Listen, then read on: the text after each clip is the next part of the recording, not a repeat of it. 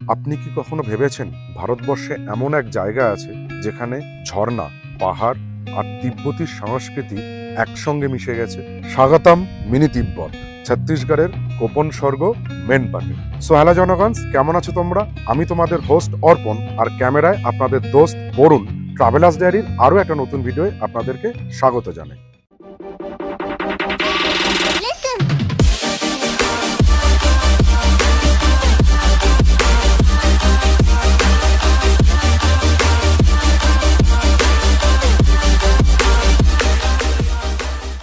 কিভাবে আসবেন এই মেনপাটে? মেনপাট সড়কপথে যেরকম মূল ভূখণ্ড বা ভারতের সঙ্গে একদম সরাসরিভাবে যুক্ত, সেরকম রেলপথ এবং বিমানপথেও যুক্ত আছে। তবে রেলপথে আসতে গেলে আপনাদের কিন্তু বেশ কাঠখড় পোড়াতে হবে। এখানকার নিয়ারেস্ট রেলওয়ে স্টেশন হচ্ছে অম্বিকাপুর। এই অম্বিকাপুর থেকে মেনপাটের দূরত্ব 55 কিলোমিটার। এছাড়া আপনারা ঝাড়সুগুড়া নেমেও কিন্তু আসতে পারেন মেনপাটে, তবে সেক্ষেত্রে আপনাদের সড়কপথে পাড়ি জমাতে হবে প্রায় 200 কিলোমিটার। আর বিমানপথে আসলে আপনাদেরকে নামতে হবে রায়পুরে। রায়পুর থেকে আপনাদের সড়কপথে যেতে হবে মেনপাটে। তবে সরাসরি সড়কপথেও কিন্তু মেনপথে আপনারা আসতে পারেন। কিভাবে আসবেন কলকাতা থেকে বা আমাদের রাজ্যের বিভিন্ন প্রান্ত থেকে, সেই ভিডিও কিন্তু আমাদের চ্যানেলে দেয়া রয়েছে, সেটা আপনারা দেখলে আপনাদের একটু হলেও উপকার পাবেন। কোন কোন ট্রেন ঝাড়সুগুড়া পর্যন্ত আসছে সেই সমস্ত ট্রেনের নাম ও নাম্বার আমি আপনাদের জন্য স্ক্রিনে দিয়ে দেব। মেনপাতে এসে থাকবেন কোথায়? এখানে থাকার কিন্তু ছোট বড় মাঝারি বেশ অনেক রকমের হোমস্টে বা রিসর্ট পেয়ে যাবেন। তবে আমরা যে রিসর্টে ছিলাম, ডলমা টিবেট রিসর্ট, তার ভিডিও আমরা আপনাদের জন্য চ্যানেলে দিয়ে রেখেছি। সেই ভিডিও দেখলে আপনারা কিন্তু এই রিসর্টটার সম্পর্কে একটা সম্মুখ ধারণা পেয়ে যাবেন। তাহলে চলুন বেরিয়ে পড়ি এই অজানা স্বপ্নের মতন সুন্দর জায়গায়, যা আপনাদের মনে চিরকাল স্থান করে নেবে। প্রথম দিনের একদম প্রথমে আমরা চলে এসেছি আপনাদেরকে সাথে করে যোগীমারা গুহাতে। এটা সীতাবেঙ্গারা গুহা রেঞ্জের মধ্যে পড়ছে। এই যোগীমারা গুহার কিন্তু একটা প্রচণ্ড ঐতিহাসিক গুরুত্ব রয়েছে, এবং এই গুহাটা খ্রিস্টপূর্ব 3য় শতকে নির্মিত হয়েছে, এবং রামায়ণের সঙ্গে কিন্তু এই গুহার একটা বেশ সম্পর্ক আমরা দেখতে পাই। এখানে আসতে গেলে সবারই প্রথমে কিন্তু আপনাদের একটা 50 টাকা দিয়ে গাড়ির জন্য আর কি এন্ট্রি ফি কাটতে হবে। আর এই দেখুন, এই সামনে প্রশস্ত পার্কিং লট রয়েছে। এই পার্কিং লটে গাড়ি, বাস বা আপনারা যে বাহনে আসবেন সেই সমস্ত কিছু এখানে পার্ক করতে হবে। করে এই যে রাস্তা দিয়ে আমরা হাঁটছি, এই রাস্তা ধরে হেঁটে চলে যেতে হবে হচ্ছে সেই যোগীমারা গুহা দেখার জন্য। এই যে পেছনে আপনারা যেটা দেখতে পাচ্ছেন সেটাই কিন্তু হচ্ছে যোগীমারা গুহা। এই গুহার ভেতরে রয়েছে ভারতবর্ষের প্রাচীন এবং ঐতিহাসিক বেশ কিছু চিত্রকর্ম। এছাড়াও রয়েছে 5টা লাইনের ব্রাহ্মী লিপির মগধী ভাষায় লিপি। চলুন এই সমস্ত কিছু আমরা দেখে নিই। আর এই গুহাটার সঙ্গে কিন্তু সুতানৌকা দেবদাসীর এক অপার প্রেম কাহিনীও লুকিয়ে রয়েছে।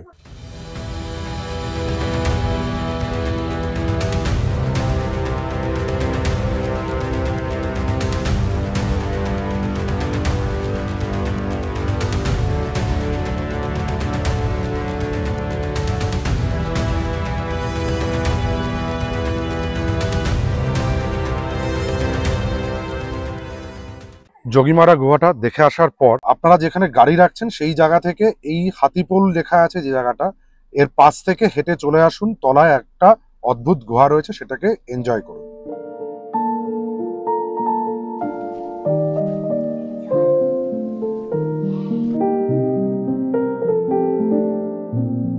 এই সীতাকুণ্ডের এখানে কিন্তু যদি আপনারা চান যে একটুখানি গুহার ভেতরে কিছুটা সময় কাটাবেন বা গুহা থেকে এদিক ওদিক যাতায়াত করবেন ট্যানেলের, তাহলে করতে পারেন। দেখুন, আমরা ওই যে সামনের যে এন্ডটা দেখতে পাচ্ছেন ওখান থেকে কিন্তু এসেছি। আর এই গুহার ভেতর দিয়ে বেশিটা নয়, প্রায় ধরুন 800 মিটার মতন হাঁটতে হবে, হেঁটে এই এন্ডে আসতে হবে। এই এন্ডের পরে কিন্তু আর একটা গুহা আছে, মানে এখানে যারা পিকনিক করছে তারা বলেন সেটা লক্ষণ গুহা নাম, কিন্তু ওই গুহাটা এখন বৃষ্টির জলে প্রায় আমার সমান জল জমে আছে, ওই জন্য ওখানে আমরা কেউ যেতে পারলাম না। এই যোগীমারা গুহা বা এই হাতিপোল দেখে আপনারা যখন ফিরবেন বা ঢুকবেন, তার আগে যেখানটাতে দেখুন এই যে পার্কিং এর জন্য আপনাদের কাছ থেকে টাকা কাটবে, তার সামনেই কিন্তু জয় শ্রীরাম বলে একটা মন্দির লেখা আছে। মন্দির কাম পার্ক এখানে রয়েছে, এটা আপনারা দেখতে পারেন এবং এখানে বেশ কিছুটা সময় আপনারা কাটাতে পারেন। দেখুন প্রথমে ঢুকেই যেটা চোখে পড়বে ভগবান শ্রীরামের একটা বেশ বড়সড় ভাব্য মূর্তি, যেটা এই জায়গার পবিত্রতাকে আরো বেশি এনহান্স করে। আর এখানে লেখাই রয়েছে রাম বন গমন পর্যটন পরিষদ, কারণ এখানে মান্যতা আছে যে এই অঞ্চল থেকেই রাম কিন্তু মা সীতা আর ভাই লক্ষণকে নিয়ে বনবাস জীবনটাকে সূচনা করেছিলেন। খুব সুন্দর এই জায়গাটা। এখানে ট্যুরিস্ট ইনফরমেশন সেন্টার থেকে শুরু করে সমস্ত কিছু আপনারা এখানে পেয়ে যাবেন। আর এখানে বাথরুম পায়খানার সুবিধা রয়েছে, সমস্ত কিছু রয়েছে। জায়গাটাতে বেশ কিছুটা সময় আপনারা কাটাতে পারেন।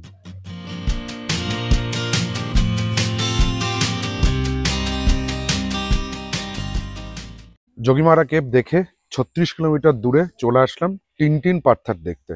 নামটা শুনে একটু অদ্ভুত লাগলো, মেন ব্যাপারটা হচ্ছে সেটা কাছে গিয়ে আপনাদেরকে দেখাচ্ছি কেন টিনটিন পাথর বলছে। আর এক্স্যাক্ট আমরা যদি বলি যে আপনারা কিভাবে আসবেন, যদি আপনারা ট্রেনে করে আসেন, মানে ঝারসুগুড়া থেকে নেমে মানপাতে যাওয়ার পথে পড়বে এই টিনটিন পাথরটা। আর যদি আপনারা মানপাতে স্টে করেন, করে 36 কিলোমিটার ড্রাইভ করে চলে আসবেন হচ্ছে এই টিনটিন পাথরের এখানে। চলুন এবার কেন টিনটিন পাথর বা টিনটানি পাথর সেটা একবার দেখি। উপরে এটাও পাথর, এটাও পাথর, এটাতে দেখুন কোনো কিন্তু আওয়াজ নেই। আর একটা মেটালের মতন আওয়াজ কিন্তু পাওয়া যাচ্ছে, এই জন্য এটার নাম টিনটিন পাথর। এটাও কিন্তু কোনো একটা ভৌগোলিক বিস্ময়েরই অন্তর্গত। এটা যেমন একটা ভৌগোলিক বিস্ময়, ঠিক সেই রকমই আরো একটা ভৌগোলিক বিস্ময় আমরা দেখতে যাচ্ছি, সেটা হচ্ছে উল্টা পানি। হ্যাঁ, নামটা শুনলে কিছুটা আপনারা হয়তো গেস করে নিয়েছেন। তো চলুন সেই জায়গাটা দেখে নিই, ওটা দেখে আমরা ফিরে যাব আমাদের মানপাতের নির্দিষ্ট হোটেলে।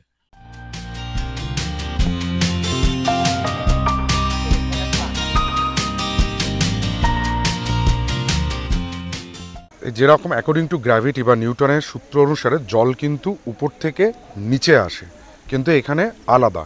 এই দিকটা হচ্ছে ডাউনওয়ার্ড, আমার ডান দিকটা হচ্ছে ডাউনওয়ার্ড, আর বাঁ দিকটা হচ্ছে কিন্তু আপওয়ার্ড পজিশন, মানে হিলের উপর দিকে উঠছে। আর জলটা বইছে কিন্তু নিচ থেকে উপর দিকে। এই ব্যাপারটা, এই যে আমাদের মাসির মেয়ে সুজাসা পুচকি একটা ভুট্টার পাতা ছেড়ে দিচ্ছে জলে, মুভমেন্টটা খালি খেয়াল করুন। নিচ থেকে এই ভুট্টার পাতাটা জলের ফ্লো হিসেবে কিন্তু ওপর দিকে উঠছে, আর এই জন্যে এই জায়গাটার নাম উল্টা পানি।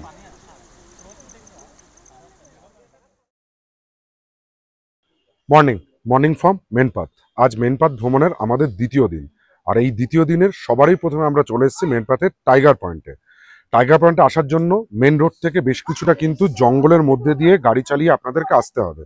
আর ঢোকার মুখে এখানে পার্কিং ফি হিসেবে আপনাদের 50 টাকা দিতে হবে। আর দেখুন এই জঙ্গলের ভেতরে কিন্তু গাড়ি পার্কিং এর প্রশস্ত ব্যবস্থা আছে।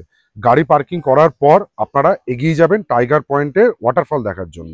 একটা ছোট্ট কথা আপনাদের বলে রাখি, এখানে আসলে কিন্তু কিছু লুটেরাদের কাছ থেকে সাবধান হতে হবে। লুটেরাগুলো কারা? এই যে পিছনে বসে আছে, মানে এই ছোট ছোট বানর। এই বানরগুলোর প্রচুর এখানে রয়েছে। এদের কাছ থেকে কিন্তু আপনাদের চশমা, মোবাইল, ঘড়ি বা সানগ্লাস, জলের বোতল, এই সমস্ত কিছু একটু সাবধানে রাখবেন। চলুন এগিয়ে যাই টাইগার পয়েন্টের দিকে। পার্কিং এর এখান থেকে কিছুটা হেঁটে আসার পর আমি যে জায়গাটায় দাঁড়িয়ে আছি, এই জায়গা থেকে 175টা সিঁড়ি ভেঙে আপনাদেরকে নিচে নামতে হবে টাইগার পয়েন্টকে দেখার জন্য। চলুন আমরা এই সিঁড়ি দিয়ে নিচে নামতে শুরু করি টাইগার পয়েন্টের কাছে যাওয়ার জন্য। সিঁড়িগুলো কিন্তু বেশ স্টিপ সিঁড়ি আছে, ছোট ছোট স্টেপ রয়েছে, খাড়া। খুব মাইন্ডফুলি আপনাদেরকে এখানে আসতে হবে টাইগার পয়েন্টকে দেখার জন্য।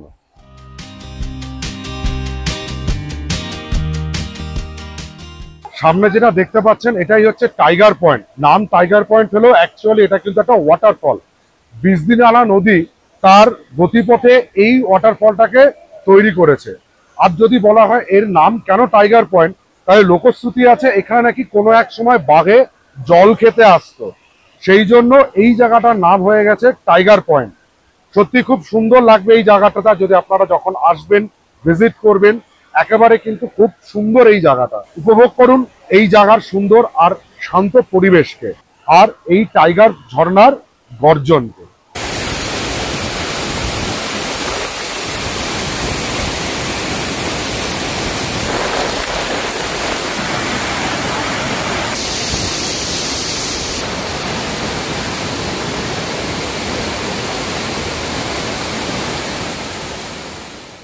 পার্কিং লটের কাছে আপনারা বেশ কিছু রকম কোয়াড বাইক পাবেন, ইচ্ছে করলে কিন্তু এই কোয়াড বাইকগুলোর রাইড নিতে পারেন। নিয়ে এখানটাতে আপনাকে একটা দুটো চক্কর দেবে, নিজেরাও একটু চালাতে পারেন যেরকম চালাচ্ছেন দেখুন। এই জায়গাটাতে আপনারা বেশ কিছুটা ফান করতে পারবেন। এছাড়া যদি ভাবেন যে একটু রিফ্রেশমেন্টের আপনাদের দরকার আছে, তাহলে কিন্তু প্রচুর রিফ্রেশমেন্ট স্টল এখানে আছে। ভুট্টা রয়েছে, চা, ছোটখাটো হালকা ফুলকা স্ন্যাক্স আপনারা অনায়াসে এখানটায় করে ফেলতে পারবেন। আর এই সামনে যেটা দেখতে পাচ্ছেন এইটাই হচ্ছে বিজলি নালা নদী। এই নদীটাই এই যে সামনের এই জায়গা থেকে নিচে পড়ছে, পড়ে টাইগার ওয়াটারফলটাকে তৈরি করছে। মেনপাতকে কেন সুইজারল্যান্ড বা ভারতবর্ষের দ্বিতীয় সিমলা বা ধরুন ছত্তিশগড়ের সিমলা কেন বলা হয়, তার মেন কারণ হচ্ছে এই ভ্যালিটাকে পুরো দেখুন। ইতিউতি বেশ বড় গাছ, সবুজ বিস্তীর্ণ ক্ষেত, তার উপরে নীল আকাশ, সাদা মেঘ, সবকিছু মিলিয়ে কিন্তু কোনো একটা জায়গায় সত্যিই সুইজারল্যান্ড বা সিমলার সমতুল্য হয়ে উঠেছে এই ছত্তিশগড়ের হিল স্টেশন মেনপাত। সত্যি ভারতবর্ষের বিভিন্ন জায়গাগুলো ঘুরে ল্যান্ডস্কেপ, প্রাকৃতিক সৌন্দর্য দেখে একটা কথাই মনে পড়ে যে সত্য সেলুকাস কি বিচিত্র এই দেশ, অথবা যা নেই ভারতে তা নেই ভূ ভারতে। সত্যি এই দুটো লাইনের সঙ্গে কিন্তু আপনারা সাদৃশ্য পাবেন কোনো না কোনো জায়গায়। আমাদের মনে এবং আপনাদের মনে সেই চারমূর্তির বিখ্যাত সেই গানের লাইনটা কিন্তু মাথাতে আসবেই, তোমাতে আমরা লহিয়া জনম, ধন্য হয়েছি ধন্য গো। সত্যিই ধন্য হয়েছি, আর গর্বের সঙ্গে আমরা বলতে পারি আমরা ভারতীয়।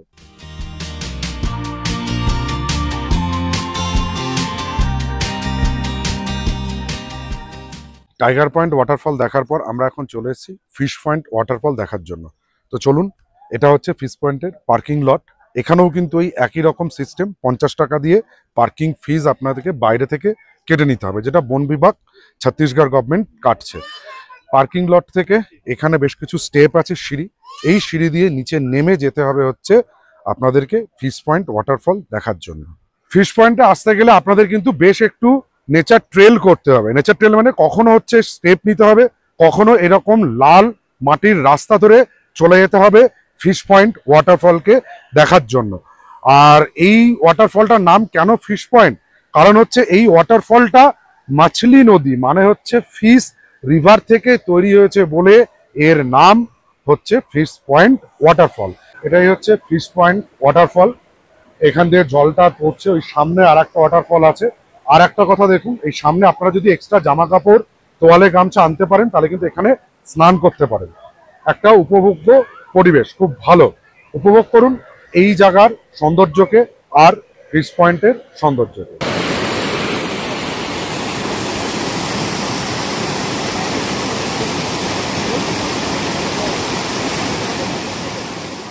স্নান করি বা না করি, ওই যে বললাম পাহাড়ি নদী দেখলেই একটা স্বভাব আছে, একটু পায়ের পাতাটা জলে চুবিয়ে নেওয়া। সত্যি মাছলি নদীর জলে পা চুবিয়ে খুব ভালো লাগছে, প্রচন্ড ঠান্ডা জল, বেশ এনজয়েবল। এই মুহূর্তটা একটু এনজয় করে নিই, আমার সঙ্গে আপনারাও এনজয় করুন।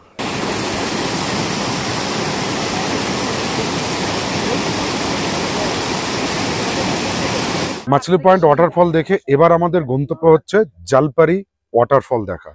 মানে ওই একটা কথা, লালপরির বোন জলপরি ও জলপরি, চলুন ওটা দেখে আসি। আর এটা কিভাবে আসবেন, এই মাছলি পয়েন্টে আসার জন্য দেখুন এই যে পিচের রাস্তা, যে বাইকটা যাচ্ছে এই রাস্তাটার সামনে হচ্ছে এন্ট্রি পয়েন্টটা আছে। ওই এন্ট্রি পয়েন্টের ওখান থেকে 100 মিটার মতন এগিয়ে এসে এই জায়গাটায় প্রশস্ত জায়গা, গাড়ি রাখুন, বাইক রাখুন, রেখে এই যে রাস্তাটা রয়েছে এই রাস্তা ধরে বেশ কিছুটা নেচার ট্রেল করে চলুন জলপরির দর্শন নিতে। আর জলপরি দর্শন নিতে গেলে বেশ 3-4টে নদী কিন্তু পায়ে হেঁটে পেরোতে হবে, পেরিয়ে তারপরে যেতে হবে জলপরির দর্শনে। চলুন বেরিয়ে পড়ি জলপরি ওয়াটারফল দেখার জন্য। জলপরি যাওয়ার রাস্তাটা কিন্তু বেশ থ্রিলিং, একেবারে শাল জঙ্গলের মধ্যে দিয়ে সুন্দরভাবে এগিয়ে যেতে হবে। আর এই যাত্রাপথে আপনাদের যেরকম শাল গাছ, জঙ্গল সাক্ষী, সেরকম ডান দিকে কিন্তু মাছলি নদীটাও আছে। জঙ্গলের মধ্যে দিয়ে ট্রেকিং, নদীর পাশ দিয়ে, আর নদীর নাম যদি হয় মাছ, তাহলে একবার ভেবে দেখুন, মানে মাছের পাশ দিয়ে জঙ্গলের ভেতর দিয়ে দেখতে যাচ্ছি জলপরীকে। Wow, what a combination. এইবার আমাদের মাছ নদীকে ক্রস করতে হবে। ফার্স্ট ওয়াটার ক্রসিং এ চলে এসেছি আমরা। অ্যাকচুয়ালি জলপরীকে দেখতে গেলে যে নদী ক্রস করতে হবে এটা জানা ছিল না, তো আমার জুতো সিলেকশনটা আজকে খুব বাজে হয়ে গেছে। সেজন্য পরকাল হাতে নিয়েই মাছকে ক্রস করে এগিয়ে চললাম জলপরীকে দেখতে।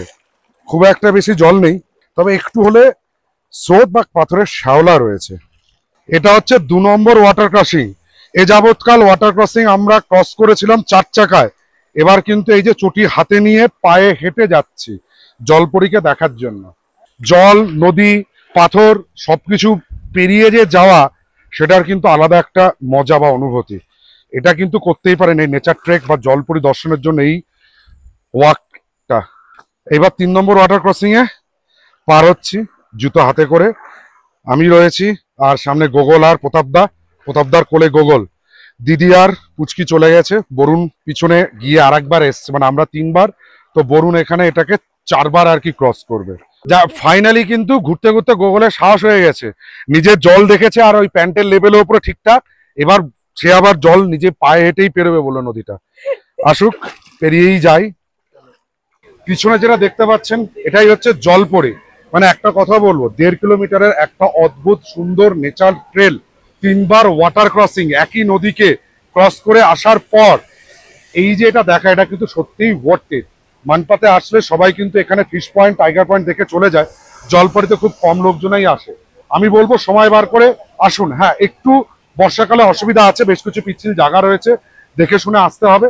তাছাড়া আসার পরে আপনারা যে দৃশ্যটা দেখতে পারবেন, এটা কিন্তু আপনাদের সমস্ত পথের যে ক্লান্তি সেটাকে একবারে ভুলিয়ে দেবে। এনজয় করুন জলপরি।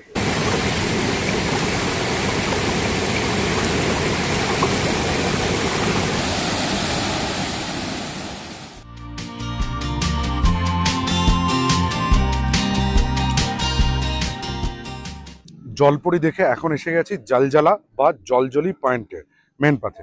এই দিকটা দেখুন, এই জায়গাটাতে হচ্ছে পার্কিং লট রয়েছে, এখানে আপনারা গাড়ি পার্ক করতে পারবেন। সেক্ষেত্রে আপনাদের 30 টাকা করে 4 চাকার জন্য পার্কিং ফিস দিতে হবে। আর এই পার্কিং লটে বেশ কিছু অ্যামিউজমেন্ট স্টল রয়েছে, ছোটখাটো চা খেতে পারেন। আর যেটা না বললে না, সেটা হচ্ছে এখানে কিন্তু এই ঘোড়া রয়েছে, ঘোড়ার পিঠেও করে কিন্তু আপনারা জলজলিটাকে দেখে নিতে পারেন। চলুন এবার জলজলি বা জলজলার ভেতরে একবার ঢুকি।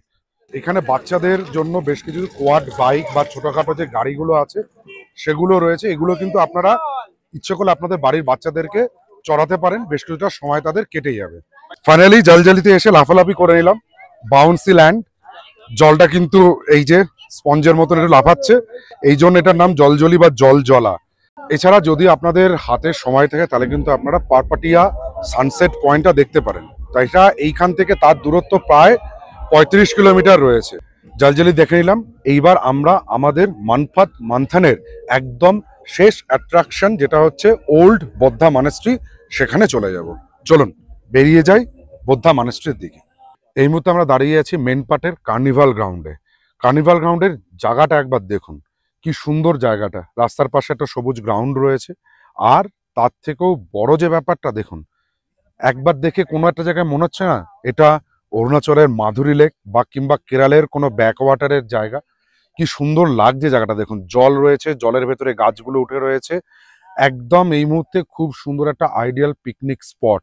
এটা কিন্তু যখন আপনারা মেন পথে আসবেন বাকেট লিস্টে অবশ্যই রাখুন। এটা মেন পাথ বৌদ্ধ মনিস্ট্রি ক্যাম্প 2 যাওয়ার পথে কিন্তু পড়বে এই কার্নিভাল গ্রাউন্ড আর এই জলাশয়টা। ব্যাস, উপভোগ করুন এই জলাশয়ের অপরূপ সৌন্দর্যটা।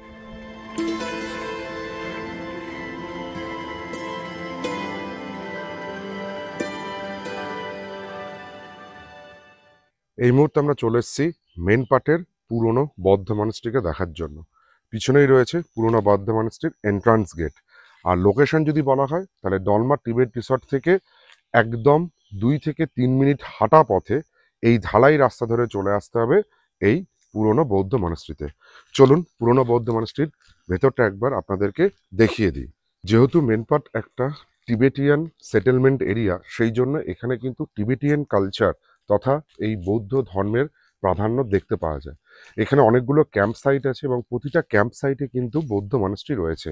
আর এই পুরনো বৌদ্ধ মনাস্ট্রিটা ক্যাম্প সাইট 1-এর মধ্যে পড়ে। মনাস্ট্রির প্রথমে ঢুকেই যেটা চোখে পড়বে সেটা হচ্ছে এই মানে পাদ্মে হোম লেখা শান্তির বার্তার চক্রগুলো।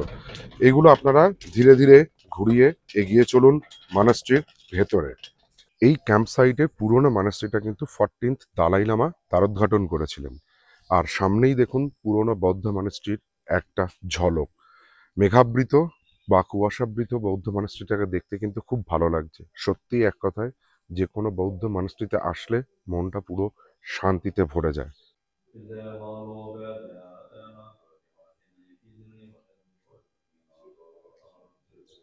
এই মুহূর্তে আমরা দাঁড়িয়ে আছি মেনপাটের মেহতা পয়েন্টে।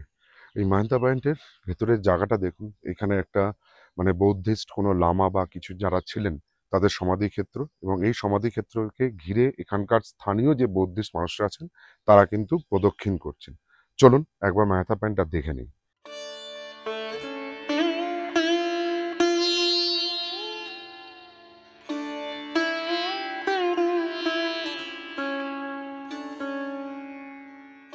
ব্যাস, এই ছিল আমাদের মানপাতের মান্থানের কাহিনী।